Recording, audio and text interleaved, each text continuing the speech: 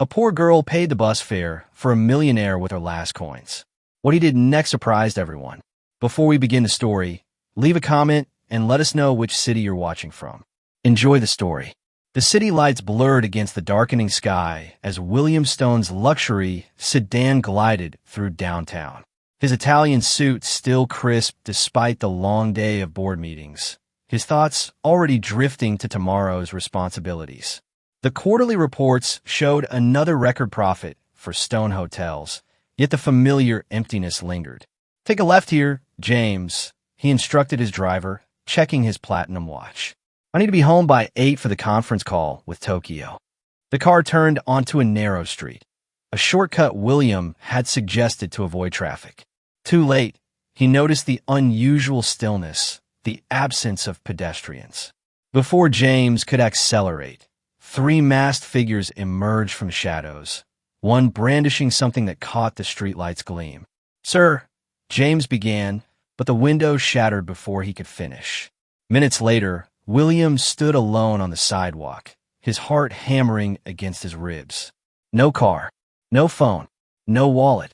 Even his watch was gone. For the first time in his 32 years, William Stone, heir to the Stone Hotels empire, had absolutely nothing. He straightened his torn jacket with trembling hands. The nearest hotel was his own, ironically, but it was miles away. Without a phone, he couldn't call his assistant or security team. His only option was public transportation, something he hadn't used since college. Several blocks away, Julia counted her remaining coins at the bus stop. The diner's dinner rush had been particularly brutal. 12 hours on her feet, an endless stream of orders, and a customer who'd complained enough to cost her a tip she desperately needed. Her mother's medication wasn't going to pay for itself. The approaching bus's headlights cut through her exhaustion. She boarded quickly, dropping her coins into the fare box with practiced precision. Just enough for today and tomorrow morning. She'd have to walk home tomorrow night. Julia found a seat near the back, leaning her head against the cool window. She closed her eyes, allowing herself a moment of peace before the 40-minute ride home. "Already told you, sir. No money, no ride." The driver's impatient voice pulled her from her almost slumber. At the front of the bus stood a man in what had once been an expensive suit, now disheveled and torn at the shoulder. Despite his appearance, something about his posture spoke of dignity. "I was robbed," the man explained, his voice steady despite the situation. "They took everything. My car, my wallet, my phone. I just need to get home." The driver crossed his arms. Every day someone comes up with that story. No money, no ride. Julia watched the man close his eyes briefly, composing himself. She recognized that look, the face of someone having one of the worst days of their life. Before she could second-guess herself, she was on her feet. "I'll pay for his fare," she called out. The bus fell silent. The man turned, surprise evident in his eyes. Not just at the offer, but perhaps that it had come from her, a woman in a waitress uniform with visibly worn shoes. Their eyes met for a brief moment. Something passed between them, an understanding, perhaps. She wasn't expecting gratitude or repayment. She simply recognized someone in need. "You don't have to do that," he murmured, a hint of discomfort in his voice. "I already did," Julia replied simply, handing her last few coins to the driver. "You better get on before he changes his mind." With no other choice, the man accepted her kindness and found a seat a few rows ahead. As the bus lurched forward, Julia returned to her window, unaware that the man glanced back at her more than once. Who was this girl? William wondered. In his world, nearly every action came with expectations, hidden motives, or carefully calculated returns on investment. Yet this stranger, who clearly had little to spare, had helped him without hesitation. She didn't know who he was. She wasn't trying to impress him or gain access to his world. She had simply helped because she wanted to. When the bus reached Julia's stop, she rose quietly and walked toward the door. William felt a sudden urge to speak to her. "Hey," he called, making her turn around. She looked at him with mild curiosity, expecting nothing. "Thank you. You have no idea how much you helped me today." Julia gave a small, genuine smile that transformed her tired face. Everyone needs a little help sometimes. Then, before he could say anything else, She stepped off the bus and disappeared into the night. William sat there, watching through the window as the doors slowly closed. He didn't even know her name, but something told him he wouldn't forget her face anytime soon. The bus continued its route through the glittering city, but William kept looking out the window, his mind replaying what had happened. It was surreal. He, one of the wealthiest men in the city, had just been helped by a stranger who, judging by her simple appearance and diner uniform, probably struggled to make ends meet. His fingers tapped lightly against his knee as his mind processed everything. His pride bothered him. He had never needed anyone's help before. Now here he was, sitting on a public bus with nothing but the clothes on his back and a debt to a waitress he would likely never see again. Network error. Julia's hands trembled as she stared at the television mounted on the diner's wall. The morning news played in the background, something she normally ignored while setting up for the day's first customers. But a familiar face had caught her eye, stopping her mid-motion as she arranged sugar packets. Billionaire heir William Stone was seen last night at the annual Stone Hotel's charity gala. Sources confirm he's preparing to take over as the company's president following his father's planned retirement next month. The plate in Julia's hand nearly slipped from her fingers. On screen, William stood impeccably dressed in a custom tuxedo, surrounded by society's elite. His smile was practiced, confident, nothing like the gentle, almost shy expressions he'd shown her across the diner counter these past weeks. Memories flashed through her mind, his daily visits, their conversations about her dream bakery, the way he'd listened so intently to her stories about culinary school, the way he'd carefully avoided specifics about his job, claiming he was simply in the hotel business. Stone Hotels, she whispered, the weight of realization settling in her chest like lead. Not just any hotel chain, but the international luxury empire with properties on 5 continents. And William wasn't just an employee, he was the heir to it all. The images on screen cut to William shaking hands with the mayor, then to him escorting a glamorous woman in a designer gown. The caption read, William Stone with hotel executive Sophia Reeves at last night's $10,000 per plate fundraiser. Julia, her co-worker's voice barely registered. Table 6 needs a refill. Without responding, Julia untied her apron with unsteady fingers and placed it on the counter. I need to go, she said, her voice hollow. What? We just opened. You can't. But Julia was already walking out the door, her mind racing faster than her feet. Every interaction with William now replayed with new context. His interest in her bakery dreams, his questions about her life. Had it all been some kind of game? A rich man's amusement? The memory of Eric surfaced unwelcome in her mind. Her ex-boyfriend's words echoed. Dreams are for people who can afford them, Jules. People like us need to be practical. 2 years of supporting his ambitions while he dismissed hers, only to leave when a better opportunity came along. She'd promised herself never to be that vulnerable again. Yet here she was, feeling the same sick sensation of having been played for a fool. The Stone Hotel rose before her, a gleaming tower of glass and privilege that seemed to touch the clouds.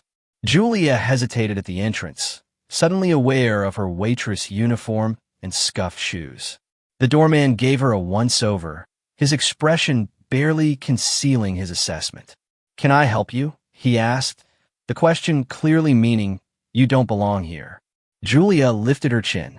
I'm here to see William Stone. The doorman's eyebrows rose slightly. Mr. Stone is in meetings all day. Tell him Julia is here. He'll see me. Something in her tone must have conveyed her determination. The doorman hesitated before picking up his phone, murmuring something she couldn't hear. After a brief exchange, he looked surprised. You can go in. Someone will escort you to Mr. Stone's office. The lobby was a cathedral of luxury, marble floors that reflected crystal chandeliers, fresh flower arrangements taller than Julia herself, and staff who moved with practiced efficiency. She felt every eye on her as a young woman in a tailored suit approached. Ms. Julia, please follow me. The elevator ascended silently to the top floor. Each passing second heightened Julia's anger, which she welcomed as a shield against the hurt. When the doors opened to a reception area with panoramic city views, William was already waiting, dressed in a perfectly tailored suit that probably cost more than her yearly rent. For a moment, seeing him in his natural environment, confident, powerful, completely at ease, made her doubt herself. But then she remembered the television footage, the casual way he'd hidden his entire identity from her. "Julia," he said, stepping forward. "This is unexpected, is it?" Her voice came out steadier than she felt. "I saw you on TV this morning, William. Or should I call you Mr. Stone, billionaire heir to Stone Hotels." A flash of understanding crossed his face, followed by something that looked remarkably like guilt. "Let's talk in my office," he said quietly. "Why? Afraid your employees will see you with someone like me?" The words came out bitter, but she couldn't stop them. "No," he said firmly, "because what I have to say to you deserves privacy." His office was larger than her entire apartment, with floor-to-ceiling windows overlooking the city. Awards and photographs lined one wall. William with celebrities, politicians, royalty. A life so far removed from hers it might as well have been another planet. "You lied to me," she said before he could speak. "I never lied," he countered, his voice measured. "I told you I worked in the hotel business. Don't play word games. You deliberately hid who you really are." William ran a hand through his hair, a gesture she'd found endearing at the diner, but now seemed calculated. "I didn't want my name to change how you saw me." "And how exactly did you think I'd see you?" "Differently," he said simply. "Everyone does. They see the name, the money, the position. Never just me." Julia laughed, the sound hollow. "So I was what? An experiment? Some regular person experience for you to sample?" "No." William stepped closer, his expression pained. "You were the first real thing in my life in years." The words hung between them. Julia wanted to believe him. Part of her desperately did. But the television images flashed in her mind again. William in his element, preparing to take over the very empire he'd claimed to feel trapped by. "I saw the news, William. You're taking over your father's company. You're stepping right into the role you told me you never wanted." He looked away, his jaw tightening. "It's complicated." "No, it's actually very simple. You told me one thing while doing another." "Julia, please." "Did you enjoy it?" she interrupted, unable to keep the hurt from her voice. "Coming to my diner, listening to my silly little dreams about opening a bakery someday? Was it amusing to watch me work for tips while you could buy the entire building without blinking?" William's expression hardened. "That's not fair. I never once thought of you that way." "Then how did you think of me?" "Because from where I'm standing, I was just some novelty in your privileged life. You were the only person who saw me for who I am, not what I have," he said, his voice dropping. "Do you know how rare that is?" Julia felt tears threatening and blinked them back furiously. "I didn't see you for who you are because you never show me who you are. This," she gestured around the opulent office, "is who you are. And you hid it from me." William stepped forward, reaching for her hand, but she backed away. "Don't," she whispered. "I trusted you." The pain in his eyes seemed genuine, but Julia had been fooled before. She turned toward the door, needing to escape before her emotions betrayed her. "Julia, wait," William called after her. "Please let me explain." She paused at the door, not turning around. "There's nothing to explain. I don't belong in this world, William. Do you think I ever did?" Without waiting for his answer, she walked out, keeping her head high as she crossed the reception area where curious eyes followed her. Only when the elevator doors closed did she allow a single tear to fall. Back in his office, William stood motionless, staring at the door she'd just walked through. For the first time in his life, he had found something real, someone real, and now he was watching it slip away because of who he was. Or perhaps because of who he had failed to be. "I want out." William's words hung in the air of his father's opulent office. The elder Stone, silver-haired and imposing behind his mahogany desk, stared at his son as if he'd spoken in a foreign language. "You want out," Richard Stone repeated flatly. "Out of what exactly?" "The company. All of it." William remained standing, refusing the chair his father had offered. "I'm resigning as VP of Operations, effective immediately." Richard's laugh was short and dismissive. Is this about that waitress? The one my security team saw you arguing with yesterday? William's jaw tightened. Of course his father would know. Nothing happened in the Stone Empire without Richard's knowledge. This isn't about Julia, William said, though her face flashed in his mind. It's about me. About the fact that I've spent my entire life following a path I never chose. A path that's made you wealthy beyond most people's wildest dreams, Richard countered, leaning forward. A path that thousands would kill to have. Then let one of those thousands have it. Richard stood slowly, his expression hardening. You think this is a game? That you can just walk away from your birthright because you're having some sort of, what? Midlife crisis at 32? It's not a crisis to want something real, William said quietly. Real. His father's voice rose. What's more real than this? He gestured to the floor-to-ceiling windows, showcasing their hotel empire's flagship property. Your grandfather started with nothing, a single rundown motel. He built this legacy for you, William. For our family. I never asked for it. You never had to ask. That's the privilege you were born into. William turned away, gazing out at the city below. The same city where, somewhere, Julia was going about her day, probably serving coffee to strangers, working toward her dreams one small step at a time.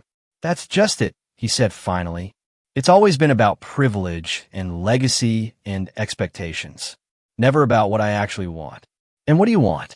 The question came with a hint of genuine curiosity beneath the frustration. William turned back to face his father. I want to build something myself. Something that matters to me. This doesn't matter to you? Richard gestured around them. Not the way it matters to you. Not the way it should matter to someone who's going to run it. Richard sank back into his chair, studying his son with new eyes. For a moment, William glimpsed something unexpected. Uncertainty, perhaps even a flicker of respect. You're serious about this? I am. A heavy silence filled the room. Then Richard reached for his tablet, tapping it several times before sliding it across the desk. Look at these projections. Our expansion into Asia alone will increase revenue by 30% next quarter.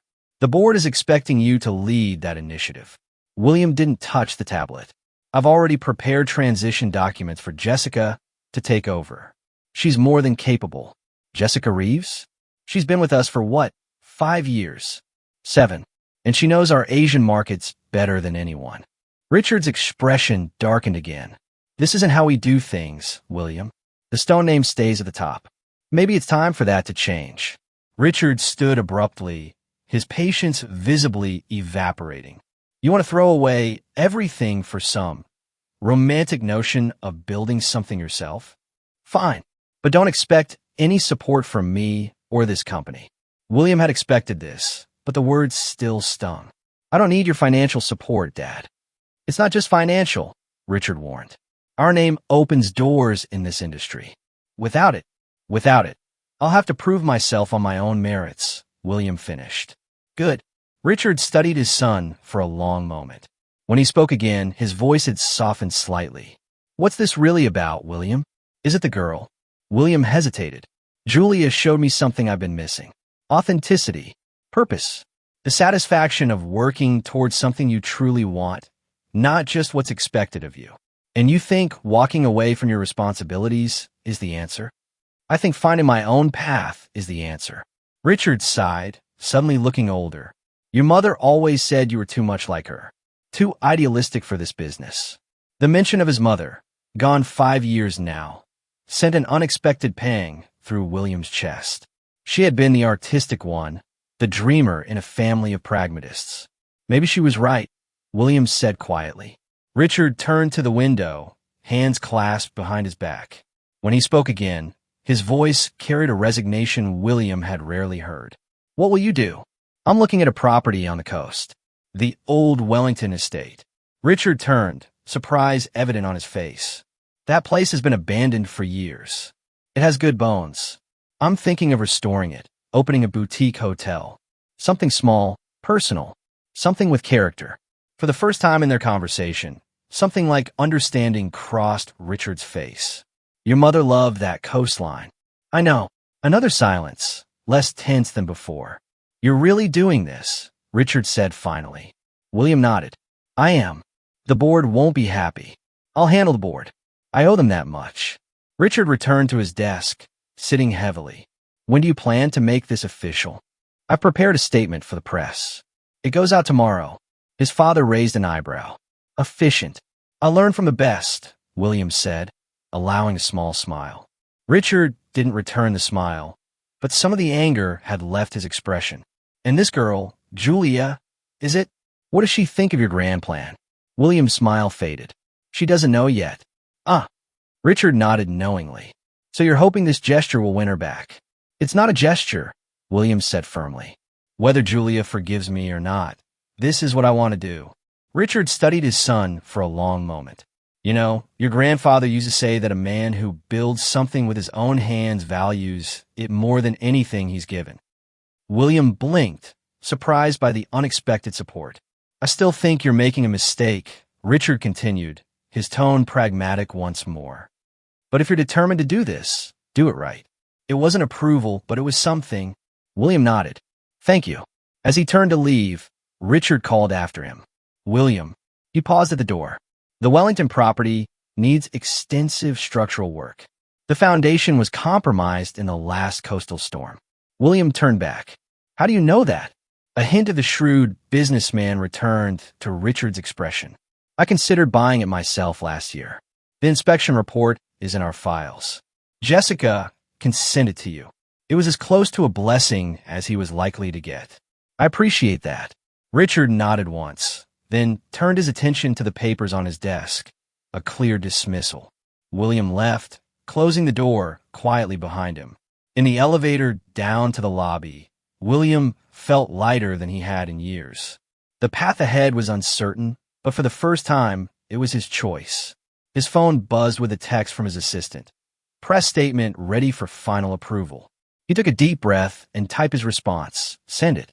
By tomorrow, the world would know that William Stone was charting a new course. The question that remained was whether Julia would be willing to hear him out, to believe that his decision wasn't just about her, but about the person he wanted to become. The next morning, Julia nearly spilled a customer's coffee when she saw the headline on the diner's television. Breaking.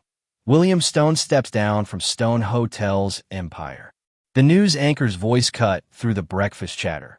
In a shocking announcement, William Stone, heir to the Stone Hotel's fortune, has resigned from his executive position, citing a desire to pursue independent ventures.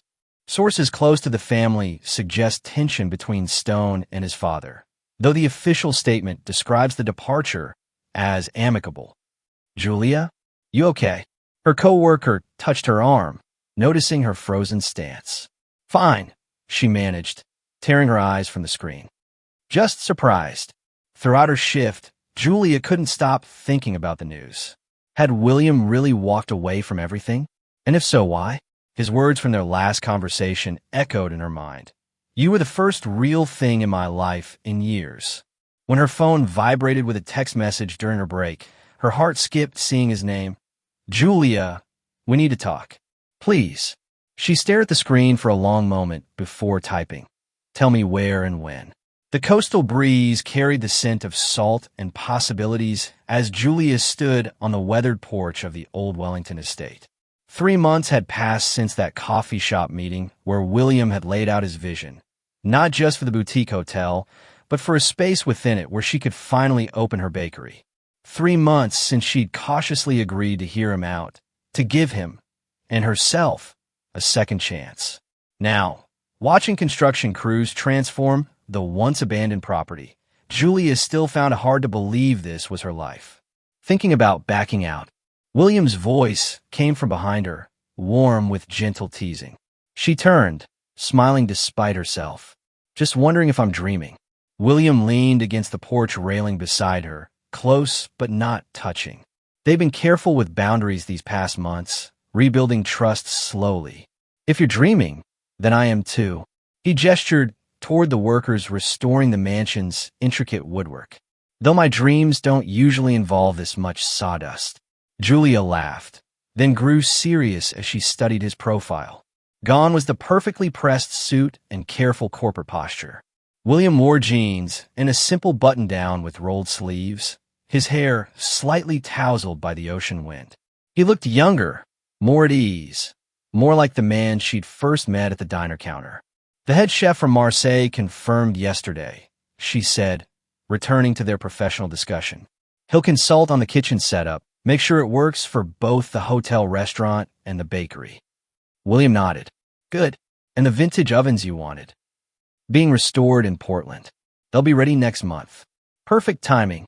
They fell into comfortable silence, watching the waves crash against the shore below the property. The Wellington estate sat on a bluff overlooking a crescent bay, its sprawling grounds dotted with old-growth trees and gardens gone wild with neglect. When William had first brought her here, Julia had immediately understood his vision. Not another sterile luxury hotel, but a place with history, character, and heart. The structural engineer called this morning, William said, his tone shifting slightly. The foundation issues are worse than we thought. The entire West Wing needs to be reinforced before we can proceed with interior work. Julia turned to him, recognizing the concern beneath his casual delivery. How much will that set us back? Time or money? Both. William sighed. At least 8 weeks, and about twice what we budgeted for that phase. Julia felt her stomach tighten. Despite William's personal wealth, they'd agreed on a strict business approach to the project. He'd invested his own capital, but they were following a detailed financial plan. Major overruns could threaten the entire timeline. Can we absorb that? She asked quietly.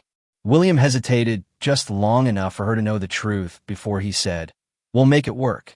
William, she pressed, I need honesty, not reassurance. He met her eyes, and she saw the appreciation there, for her directness, for demanding the truth. It's going to be tight, he admitted. We'll need to delay some of the cosmetic renovations or find additional funding. Julia nodded, processing this. What about your father? Could he? No, William said firmly. I'm not going to him for money. This needs to succeed or fail on its own merits. She understood his pride, his need to prove himself outside his family's shadow. It was one of the things that had drawn her back to him, his determination to chart his own course, regardless of the cost. Then we adjust, she said simply. Maybe we open in phases. The main building first, then the West Wing once it's ready. William studied her, a small smile playing at his lips. You're taking this better than I expected. Julia shrugged. Dreams don't come with guarantees, William. I learned that a long time ago. Something flickered in his eyes, respect perhaps, or deeper understanding. He reached for her hand, his touch tentative. When she didn't pull away, his fingers intertwined with hers. We're going to make this work, he said, and this time it wasn't empty reassurance, but a promise. Julia squeezed his hand. I know. The following weeks brought both progress and challenges. The main building's restoration moved ahead steadily, but the foundation issues proved even more extensive than initially thought. Julia divided her time between finalizing plans for her bakery and helping William navigate the endless decisions required by the hotel renovation. One evening, as they reviewed fabric samples for the guest room furnishings, William's phone rang.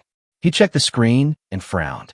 My father, he said, his thumb hovering over the decline button. You should take it, Julia encouraged. You haven't spoken in weeks. William hesitated, then answered, stepping onto the balcony of the temporary office they'd set up in one of the estate's outbuildings. Through the glass doors, Julia could see his expression grow increasingly tense. When he returned several minutes later, his jaw was tight. Everything okay? She asked. Fine, he said curtly, then caught himself. It's just complicated. Julia set aside the fabric swatches. Tell me. William ran a hand through his hair, a gesture she'd come to recognize as his way of organizing difficult thoughts. He's heard about our foundation issues. Offered to bail me out if I'll reconsider my position with Stone Hotels. And by reconsider, he means, come back. Take my place as the heir apparent. William's voice was flat. Abandon this project. Julia felt a cold weight settle in her stomach. What did you tell him? That I appreciate his concern, but I'm committed to seeing this through. William's eyes met hers. All of it. The certainty in his voice warmed her, but worry lingered. William, if the financial strain becomes too much. It won't, he interrupted, then softened his tone. I have options that don't involve crawling back to my father. Before she could press further, her own phone buzzed with a text. Julia glanced down, then froze at the name on the screen. Eric. William noticed her expression. What is it? Nothing, she said quickly, tucking the phone away. Just an old friend. But later that night, alone in her small rental cottage near the property, Julia stared at the message. Heard you're opening a bakery with William Stone. Quite a step up from waiting tables. Always knew you'd find a way to make those dreams happen. Maybe we should catch up sometime. Her finger hovered over the delete button. Eric had dismissed her ambitions throughout their relationship, called her bakery dreams cute but unrealistic. Now that she was on the verge of success, with a wealthy partner, no less, he suddenly wanted to reconnect?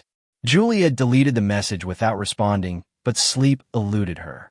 She couldn't help wondering if others would see her the same way, as someone using William's wealth and influence to fast-track her dreams. The next morning, dark circles shadowed her eyes as she reviewed kitchen equipment specifications with a contractor. William noticed immediately. Rough night? He asked when they were alone. Julia hesitated, then decided on honesty. Eric texted me. William's expression remained carefully neutral. Your ex? She nodded. He wants to catch up now that he's heard about the bakery. And that bothers you. It bothers me that he only reached out after learning I'm working with you, she admitted. Like suddenly my dreams are valid because William Stone is involved. William was quiet for a moment. Does it matter what he thinks? No, she said quickly, then sighed. Maybe. Not about him specifically, but if everyone sees it that way, then I'm just riding your coattails. Julia, William said softly, you were working toward your dream long before I came along. This partnership, it's just accelerating what you would have accomplished anyway. She wanted to believe him, but doubt had taken root. Would I, though? Do you know how many talented bakers never get their own place because they can't secure funding? That doesn't make your talent any less real. But it makes your money the deciding factor, she countered. William considered this. When my grandfather started Stone Hotels, he had investors, people who believed in his vision enough to fund it. Did that make his success any less his own? The comparison gave her pause. I suppose not. You're not taking a handout, Julia. You're bringing value to this project, your expertise, your vision for the bakery. The hotel will be better because of what you're creating within it. His words eased some of her anxiety, but not all of it. I just don't want to be seen as what? As the waitress who got lucky, she finished quietly. William's expression softened with understanding. Anyone who spends 5 minutes watching you work would know better. Your passion, your attention to detail. Those things can't be bought or faked. Julia managed a small smile. When did you get so wise? I've had a good teacher, he replied, his eyes holding hers. Someone who showed me that real success comes from building something you believe in, not just inheriting it. The moments stretched between them, charged with unspoken feelings. Since their reconciliation, they've maintained a careful professional boundary, focusing on the project rather than their personal connection. But in moments like this, Julia felt the pull of something deeper. Before either could speak, William's phone rang again, the contractor with an urgent question about the electrical system. The moment passed, but Julia carried his words with her as she returned to her work. That weekend, a coastal storm hit with unexpected ferocity. Rain lashed against windows, and wind howled through the scaffolding surrounding the partially restored mansion. Julia and William spent the night moving equipment to higher ground and placing sandbags around vulnerable areas of the foundation. By dawn, exhausted and drenched despite their rain gear, they stood in the main hall watching water seep through tarps covering unfinished sections of the roof. We should have seen this coming, William said, frustration evident in his voice. The weather service upgraded the warning yesterday afternoon. We did everything we could, Julia reassured him, wringing water from her hair. The important areas are protected. But as the storm continued throughout the day, the damage mounted. A section of the newly restored garden wall collapsed. Water infiltrated the east wing, damaging freshly installed drywall. By the time the storm passed the following evening, they were facing weeks of additional work and costs they hadn't budgeted for. In the aftermath, William grew quiet, spending hours on the phone with contractors and insurance adjusters. Julia gave him space, focusing on salvaging what she could from her partially completed bakery space. 3 days after the storm, she found him sitting alone on the porch steps at sunset, staring out at the ocean that had so recently threatened their dreams. "Hey," she said softly, sitting beside him. "How bad is it?" William didn't answer immediately. When he finally spoke, his voice was low. "The insurance will cover some of it, but not nearly enough. We're looking at a minimum 2-month delay and costs that." He trailed off. "That we can't absorb," Julia finished for him. He nodded, still not meeting her eyes. "I've been going over the numbers all day. Even liquidating some of my personal investments won't close the gap." Julia felt her throat tighten. "So what are our options?" William finally turned to her, his expression a mixture of determination and resignation. "I can approach outside investors, but that means giving up some control over the project. Or you can call your father," she said quietly. "That's not an option." "William." "No." His voice was firm. "If I go to him now, after the setback, it just proves him right. That this was a foolish dream, that I can't succeed without the stone name backing me." Julia understood his pride, but practicality nudged at her. Sometimes accepting help isn't admitting defeat. William was silent for a long moment. "There's another option," he said finally. "We scale back. Significantly." "What does that mean exactly?" "We focus on getting the main building operational. Delay the West Wing renovation indefinitely. And," he hesitated, "reduce the size of the bakery." Julia felt as if she'd been struck. "By how much?" "Half, maybe more. Just enough space for a small cafe counter, not the full-service bakery we planned." The vision they'd been working toward for months. Her spacious kitchen with vintage ovens, the glass cases displaying her pastries, the cozy seating area where guests could linger, would be reduced to a glorified coffee cart. "I see," she managed, fighting to keep her voice steady. William reached for her hand. "It's temporary. Once we're operational and generating revenue, we can expand." But they both knew how these things worked. Temporary solutions had a way of becoming permanent when finances were tight. "I need some time to think," Julia said, standing abruptly. "Julia." "Please, William. Just give me tonight." He nodded, concern evident in his eyes as she walked away. That night, alone in her cottage, Julia faced the hardest decision of her professional life. She could accept the scaled-back version of her dream, a compromise that might never grow into what they'd originally planned. Or she could walk away now, before investing more of herself in a vision that might never materialize. As she weighed her options, her phone buzzed with a text from Eric, still waiting for that catch-up. "How about drinks this weekend?" Julia stared at the message, suddenly seeing with perfect clarity what she needed to do. The next morning, she found William in their makeshift office, surrounded by revised budget spreadsheets. He looked up when she entered, his expression cautious. "I've been thinking," she began without preamble. "So have I," he interrupted, standing. "I'm not going to ask you to compromise your dream, Julia. You deserve the bakery exactly as we planned it." "William, I'll figure out the funding," he continued. "Even if it means bringing in outside investors, or—" He took a deep breath, "talking to my father." Julia stepped closer, placing her hand on his arm to stop him. "I don't need the perfect bakery, William. I just need a chance to create something that's mine." He searched her face. "What are you saying?" "I'm saying I'd rather have half a dream with someone who believes in me than the perfect setup with someone who doesn't."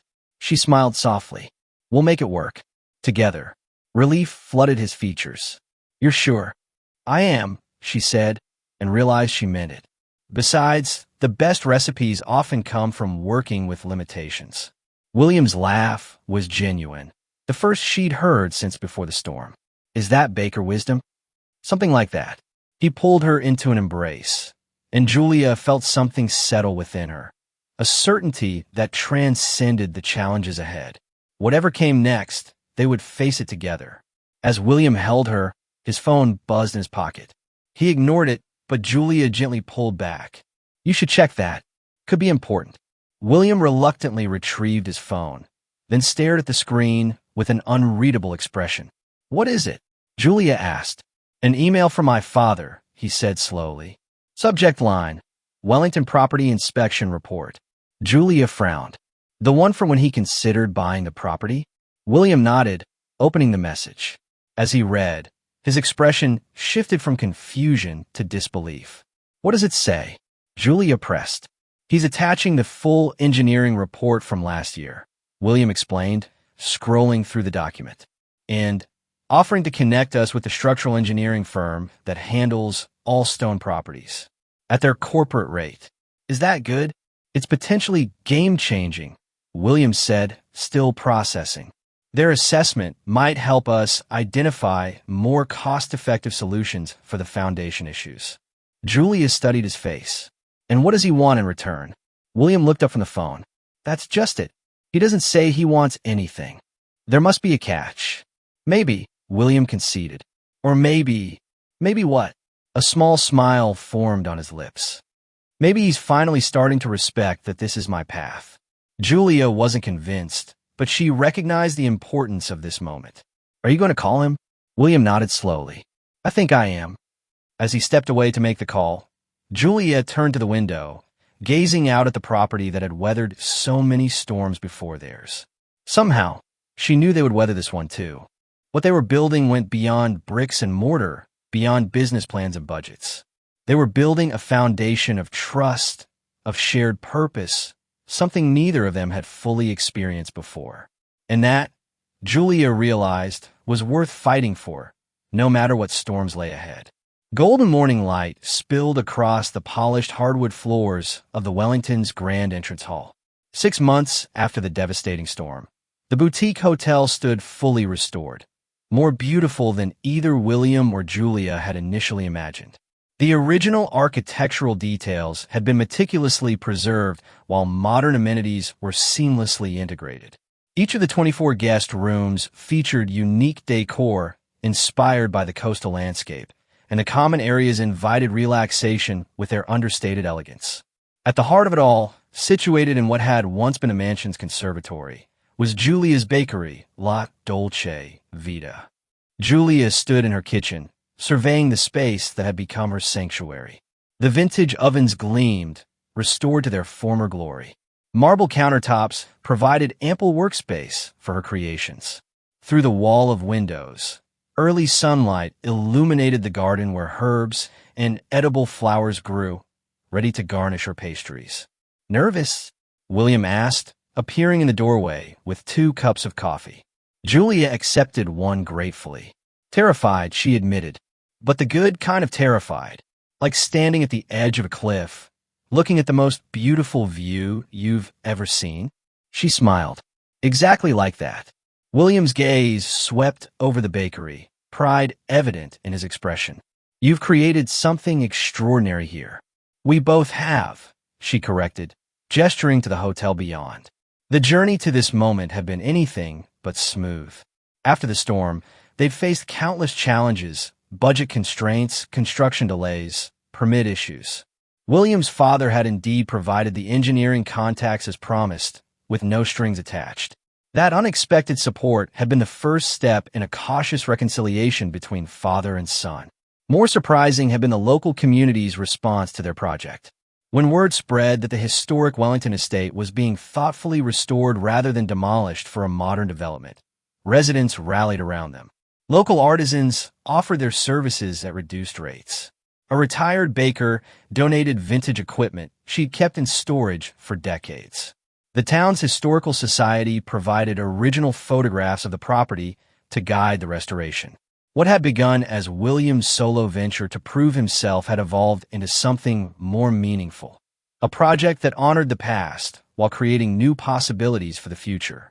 2 hours until the doors open, William noted, checking his watch. "The staff is ready. Reservations for the weekend are completely booked."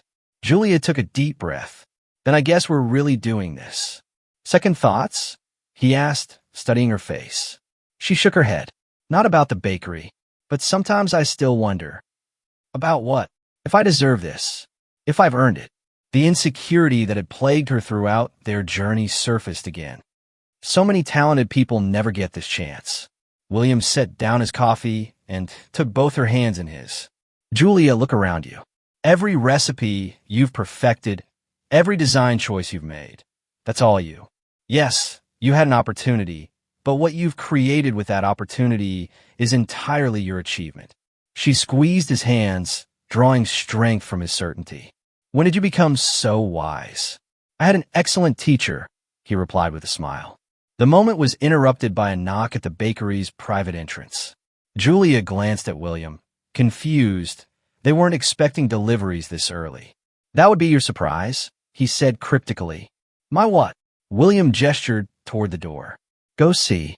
Julia approached cautiously and opened the door to find an elderly woman standing there, her silver hair neatly pinned back, her eyes bright with anticipation.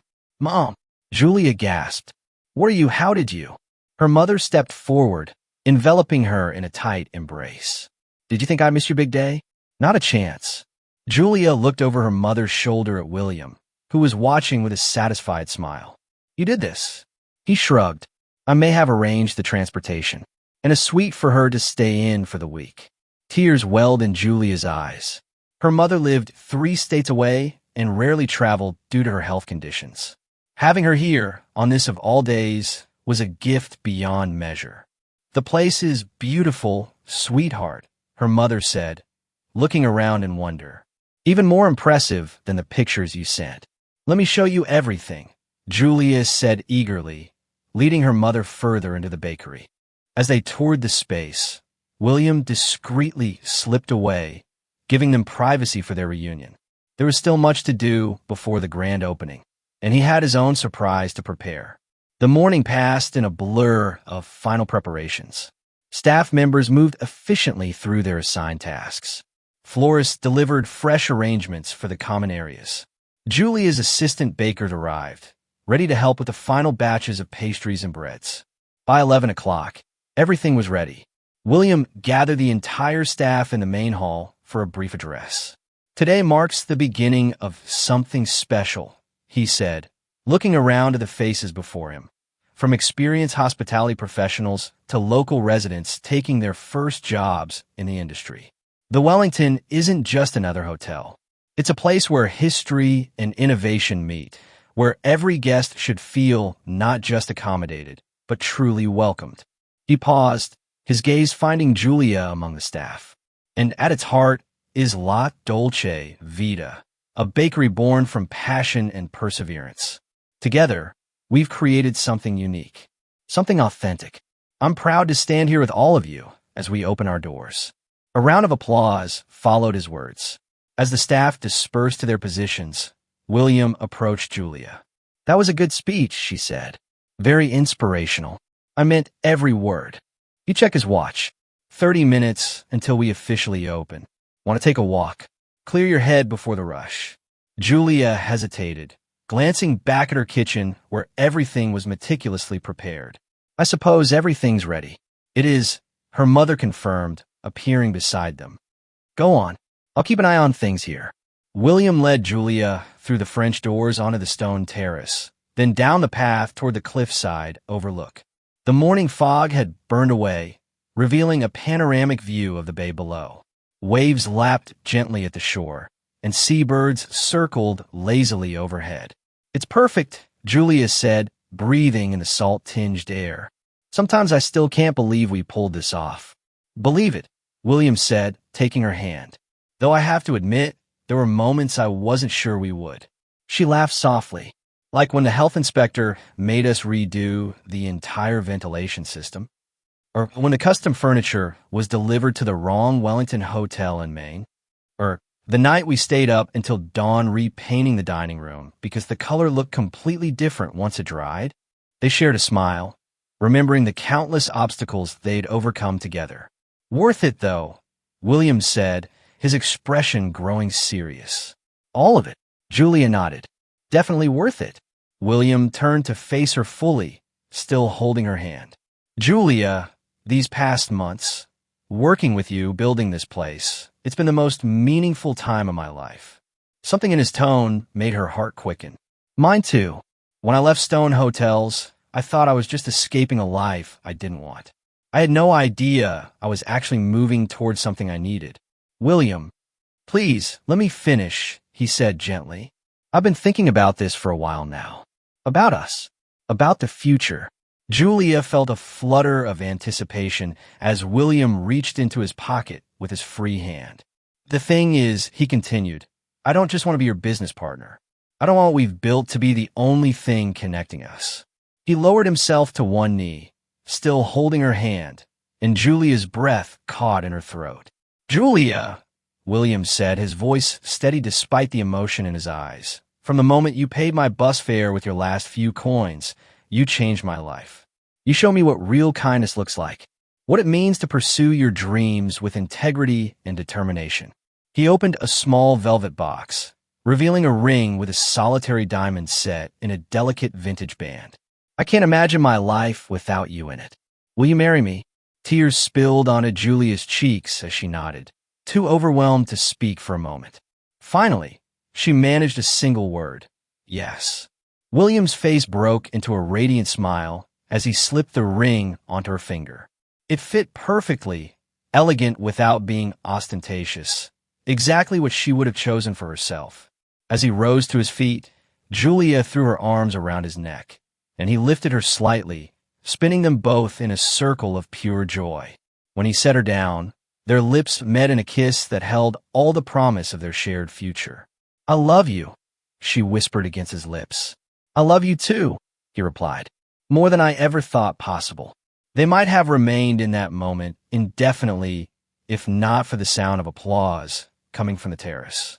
They turned to see the entire hotel staff and Julia's mother watching their engagement, beaming with approval. I think our audience is waiting, William said with a laugh. Hand in hand, they walked back toward the hotel, toward the dream they had built together and the new life that awaited them. The grand opening exceeded all expectations.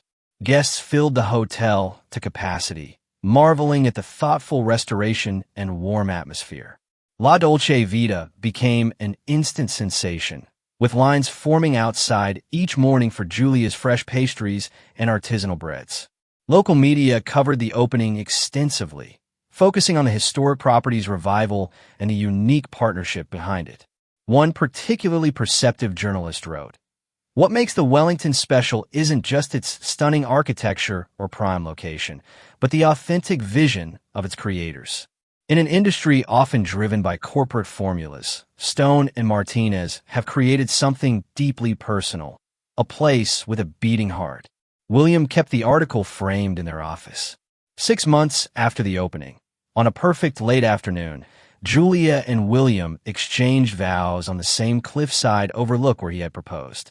The ceremony was intimate, attended by close friends, family, and the staff members who had become like family during their journey. Julia wore a simple but elegant dress that caught the ocean breeze as she walked toward William, who waited beneath an arch of local wildflowers. Her mother, healthier than she'd been in years, proudly escorted her down the aisle. Richard Stone sat in the front row, his initial skepticism about his son's venture long since replaced by grudging respect.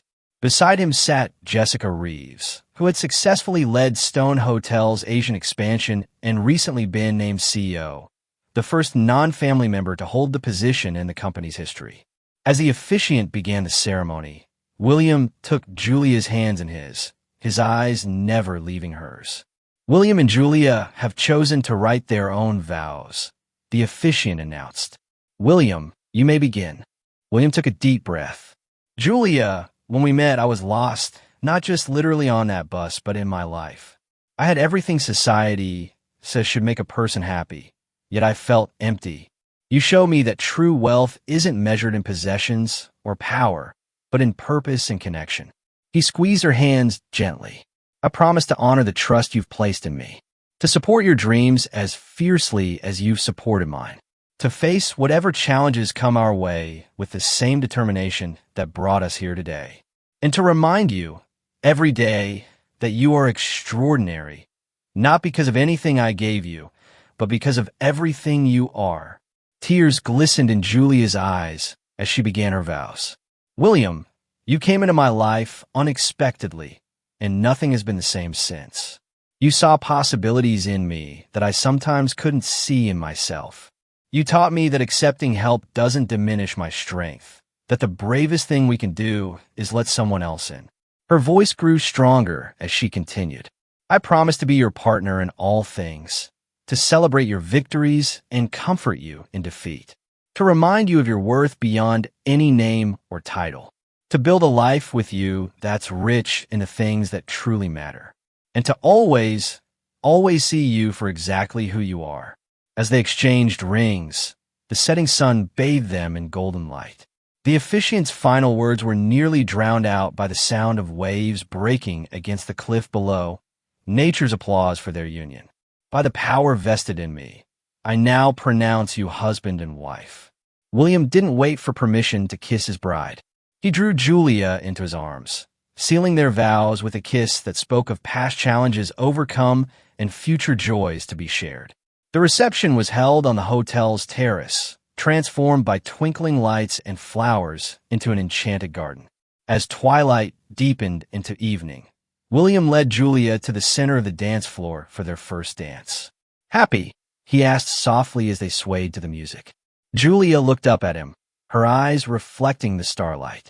Beyond words, over William's shoulder, she could see their hotel, their dream made real. Inside, guests were enjoying the spaces they had created together. Tomorrow, she would return to her bakery, continuing to build the reputation that was already drawing visitors from across the country. But tonight was about celebrating not just their marriage, but the journey that had brought them here, from a chance encounter on a city bus to this moment of perfect happiness. You know, William said thoughtfully, some might say this is where our story ends. The happy ever after. Julia smiled, resting her head against his chest. I think it's just the beginning. And as they danced beneath the stars, surrounded by the life they had built together, both knew with absolute certainty that the best chapters of their story were yet to be written. 3 years later, Julia stood in the expanded kitchen of La Dolce Vita, now a nationally recognized bakery with a cookbook deal and waiting list for her specialized baking workshops. The Wellington had become one of the most sought-after boutique hotels on the coast, known for its personalized service and authentic charm. But Julia's greatest joy was the small figure perched on a special stool beside her workstation. Their 2-year-old daughter, Emma, wearing a miniature chef's hat and solemnly patting a small piece of dough with flour-covered hands. That's perfect, sweetheart, Julia encouraged, watching her daughter's face scrunch in concentration. From the doorway, William observed them both, his heart full. In Emma's determined expression, he saw Julia's passion. In her curious eyes, perhaps a bit of his own restless spirit. Daddy, Emma spotted him and held up her doughy creation. Look, amazing, he declared, crossing the kitchen to kiss the top of her head, then Julia's lips. Future master baker in training. Julia smiled up at him. Like mother, like daughter. William wrapped an arm around her waist, pulling her close as they watched their daughter continue her culinary experiment. I was thinking, he said quietly, maybe it's time to consider that expansion we talked about. The property next door is still available. Julia raised an eyebrow. Another project? Aren't you busy enough managing this place? Too busy for a children's cooking school? William asked. Something small, educational. A place where kids like Emma can learn about food from an early age. Julia's eyes lit up at the idea. That would be amazing. Then let's do it, he said simply. Together. As Emma giggled, proudly showing off her misshapen dough creation, Julia leaned into William's embrace. From a simple act of kindness on a city bus to this moment of perfect contentment, their journey had been unexpected, challenging, and more rewarding than either could have imagined. They had built more than a hotel and bakery. They had built a life rich with purpose, passion, and love, the sweetest life of all. La Dolce Vita, indeed.